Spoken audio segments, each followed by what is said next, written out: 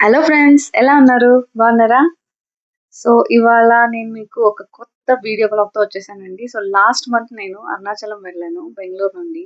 So ఆ video బ్లాగ్‌తో వచ్చేసాను. నేను మీకు స్టెప్ బై స్టెప్ ఎక్స్‌ప్లెయిన్ చేస్తాను నేను ఎలా వెళ్ళాననేది. సో ఇది నా ఫస్ట్ వీడియో అండి. అండ్ ఫస్ట్ టైం నేను అరుణాచలం వెళ్ళడం కూడా ఇదే నా మొదటిసారి. ఎన్నో రోజుల నుంచి ఎప్పటినుంచో అనుకుంటున్నాను వెళ్ళాలి, వెళ్ళాలి, వెళ్ళాలని. సో ఇప్పటికి టైం దొరికిందండి. మేము వెళ్ళింది లాస్ట్ మంత్ జనవరిలో జాన్ 7th అండ్ 8th వెళ్ళాము. సో వెడ్నెస్‌డే, థర్స్‌డే అన్నమాట. సో మేము వెడ్నెస్‌డే మార్నింగ్ బస్ బుక్ చేసుకున్నాము. కేబీఎస్ ట్రావెల్స్ అని ఒకటుంటుందండి. సో కేబీఎస్ ట్రావెల్స్ బుక్ చేసుకున్నాము. మార్నింగ్ 8:30కి స్టార్ట్ అయ్యాము బెంగుళూరులో.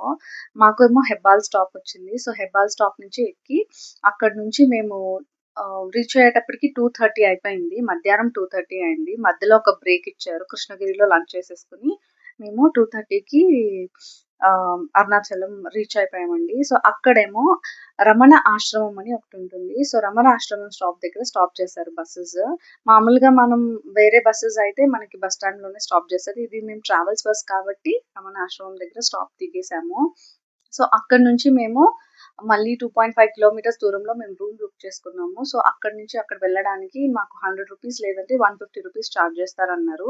సో మాకు రూ. 150 చార్జ్ చేశారు. సో అక్కడి నుంచి మేము రూమ్‌కెళ్ళిపోయాము.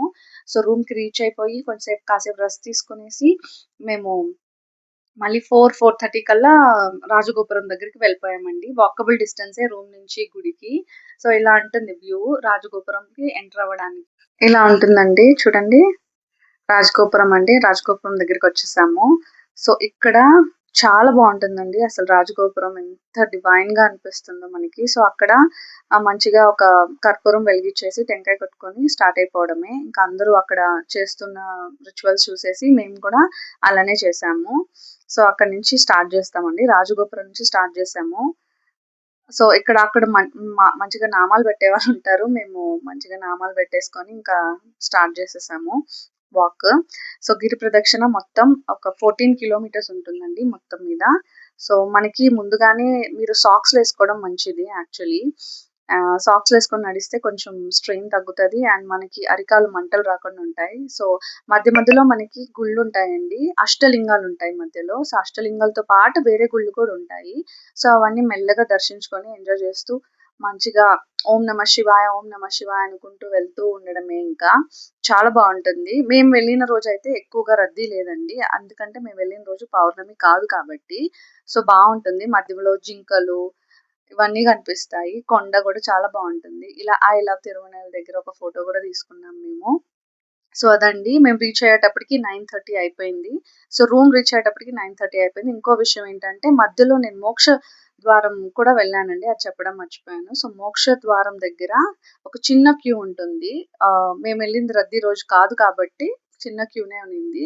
సో దాని నుంచి వస్తే మంచిది అని అంటారు. సో అక్కడ కూడా విజిట్ చేశాము.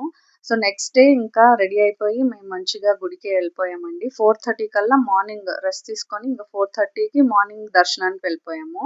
సో ఇదండి.